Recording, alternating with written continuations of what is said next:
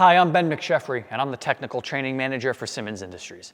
Today I'll be showing you how to replace the pump assembly on the... Can I help you? Is this the Allura installation video? No, that's down the hall. This is for the Duro SD6360BL ActivSense soap dispenser. The pump... I'll see myself out. Okay. Idiot. Now, this pump assembly is very similar to those found on other ActivSense touch-free faucets, and replacing the pump is very easy. As always, it's a good idea to run through the troubleshooting section of the installation guide just to make sure the issue isn't something simple. The pump assembly is a very durable, sealed unit, so replacing it should be a rare occurrence.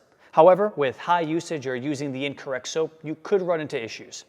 To replace it, all we'll need is a Phillips head screwdriver and some rags or paper towels. The pump is a molded unit with a sealed pump assembly with no field serviceable parts inside. We're simply going to replace the entire molded pump assembly. First, disconnect the black and white power lead from the power supply. The power supply could be a battery box, a plug-in AC adapter, or a transformer. Next, unplug the pump connector lead by pulling apart the round male-female connector. This connector has a tight waterproof seal, so it takes a little force to separate the connections. Now, we'll disconnect the black soap supply line from the top of the pump assembly. This tube attaches with a simple push connector. To remove it, just push the blue collar down and then pull the soap supply line out.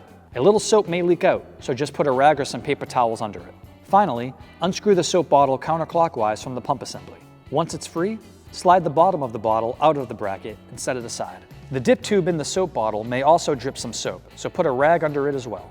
Now that all the connections are free, let's remove the pump. The pump and soap bottle assembly is attached to the wall or cabinet with two screws located behind the soap bottle. Remove these two Phillips head screws to remove the entire unit.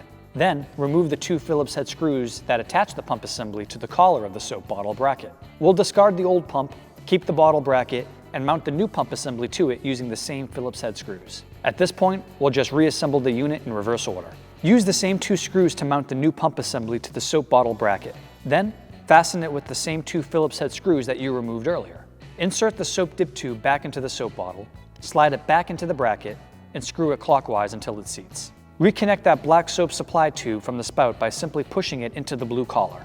After it's in, just pull up on it very slightly to make sure it made a good connection. If it slides back out, try wiping it dry with a rag before reinserting it. Now we'll reconnect the wiring. Reconnect the waterproof connectors from the pump by pushing it together completely until it clicks. Make sure the plug is fully seated and the white O-ring is not visible.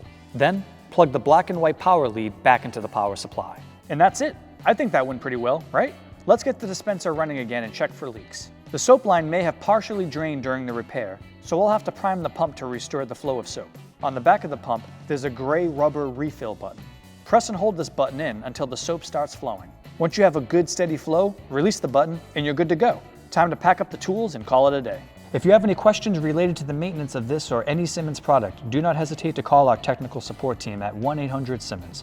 On behalf of the entire team at Symmons, thanks and have a great day.